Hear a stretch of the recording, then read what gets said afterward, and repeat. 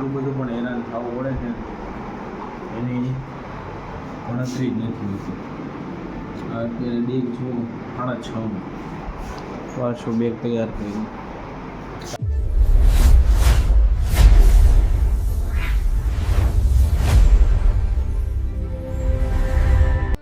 જય મહાદેવ, આપનું ફરી સ્વાગત છે વિશાલ લાઈફ 365 યુટ્યુબ ચેનલમાં. જિંદગીમાં આવું કોકવાર એટલું બધું પણ હેરાન થવું પડે છે એની ગણતરી જ નથી હોતી. અત્યારે બેગ જો 6:30 પાછું બેગ તૈયાર કર્યું.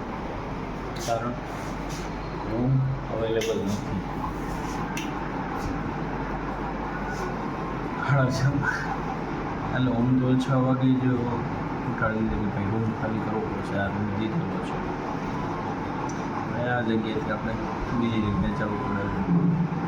કોઈકવાર આવા બધા ફોટો આવે છે ને કે વાત જવું, આવું નવું શીખવા મળે છે.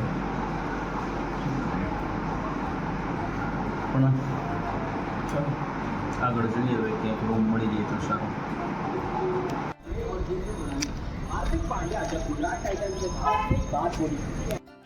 આવી રીતે હાર્દિક પાંડ્યાને સાંભળતા ગયા અને સવારમાં જોયું ને કેટલું ચાચું ફીંદો પડ્યો અને હેરાન થયા કે એની વાત પૂછો. એટલા ઝાઝા હેરાન થઈ ગયા સવારમાં. એ હવે વ્યવસ્થિત કમ્પ્લીટ થઈ ગયા.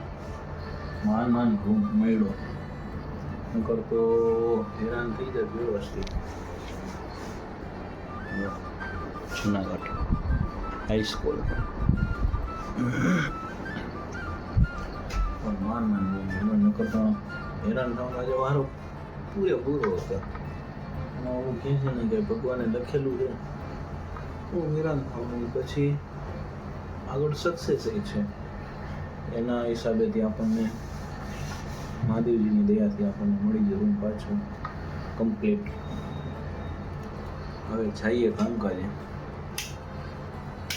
હવે બતાવો તમને.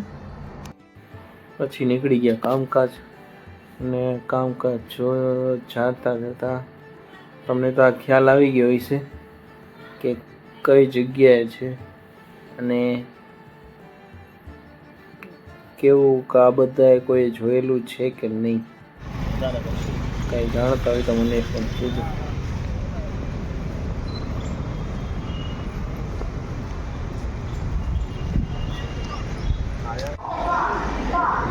સ્ટેશનમાં જેસીબી ફરે છે.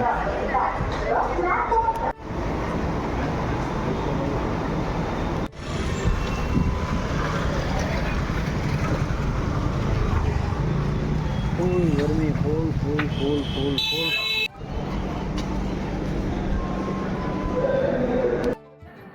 આજે તો એવો ભયંકર તડકો હતો ને કે એની વાત પૂછવામાં. નકર આવો જુનાગઢમાં ક્યારેય તડકો લાગતો નથી.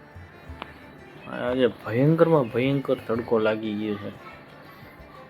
એવો તડકો, આમ વાત પૂછવામાં કંટાળો આવી જાય છે. આટલું કામકાજ અને બધું કરતા એવું લાગે ટ્રાવેલિંગ કરાય નહીં. ચાલો મિત્રો, આ વ્લોગ અહીં પૂરો કરીએ. ફરીથી મળીશું નેક્સ્ટ વ્લોગમાં નવી કહાની સાથે. જય મહાદેવ.